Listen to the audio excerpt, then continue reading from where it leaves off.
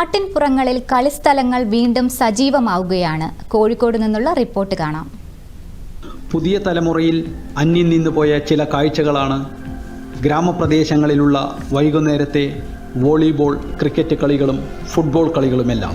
എന്നാൽ ഇന്നും ഇവയൊന്നും മറന്നുപോവാതെ മൊബൈലിന് അടിമപ്പെടാത്ത ഒരു കൂട്ടം ചെറുപ്പക്കാർ ഈ നാട്ടിലുണ്ട്. ഒരു നാടിൻ്റെ കായിക മോഹങ്ങൾക്ക് ചിറക് നൽകിയാണ് കോഴിക്കോട് ജില്ലയിലെ പനങ്ങാട് പഞ്ചായത്തിലെ ചെറുപ്പക്കാർ ചേർന്ന് ബാലുശ്ശേരി കോട്ടയ്ക്ക് സമീപം തീയരുകണ്ടി മീത്തൽ കളിസ്ഥലം ഒരുക്കുന്നത്.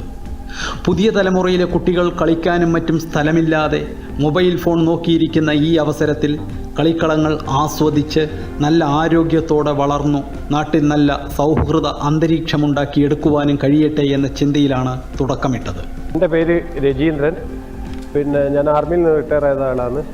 നമ്മുടെ നാട്ടിൻപുറത്ത് ഈ കളികൾ അന്യം നിന്ന് പോകുന്നത് കാരണം ഞങ്ങളിവിടെ നാട്ടുകാരെല്ലാം കൂടി ഒരു കൂട്ടായ്മ രൂപീകരിക്കുകയും ഇവിടെ ഒരു കളിസ്ഥലം രൂപീകരിക്കുകയും ചെയ്തു. അപ്പോൾ കാട്ടിലകത്തോട്ട് വിനോദ് കുമാർ എന്ന മണി എന്ന ആൾ തൽക്കാലം ഞങ്ങൾക്ക് കളിക്കാൻ വേണ്ടി ഇവിടെയുള്ള സ്ഥലം, അദ്ദേഹത്തിൻ്റെ സ്ഥലം ഞങ്ങൾക്ക് വിട്ട് തരികയാണ് ഉണ്ടായത്. പ്രദേശവാസികളായ RC ഷിജു, അജിത്ത് RK, ജിബീഷ്, പ്രശോഭ്, വിശാഖ്, സായൂജ് തുടങ്ങി ഒട്ടനവധി പേർ രാവും പകലും കഠിനാധ്വാനം ചെയ്ത് ഒരു മാസത്തിലധികമായി ഇതിനായി പരിശ്രമിച്ചു വരികയാണ്.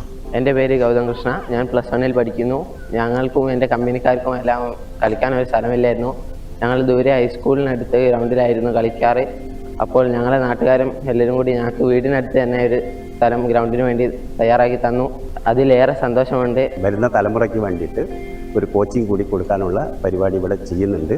അതിപ്പോൾ അടുത്ത ദിവസം തന്നെ ഞങ്ങൾ അടുത്ത ഞായറാഴ്ച ഇവിടെ ഉദ്ഘാടനം ചെയ്യാൻ പോവുകയാണ്. സ്പോർട്സുമായിട്ട് ബന്ധപ്പെട്ട് വൈകുന്നേരം ഇവിടെ എല്ലാവരും ഒത്തുചേരും. അപ്പോൾ അതിനുള്ള കോച്ചിങ് കാര്യങ്ങളെല്ലാം ഞങ്ങൾ ഒരുക്കുന്നുണ്ട് ഇവിടെ. ക്യാമറാമാൻ രാകേഷ് ഐക്കണോടൊപ്പം CD സലിം കുമാർ, ദൂരദർശൻ ന്യൂസ്, കോഴിക്കോട്.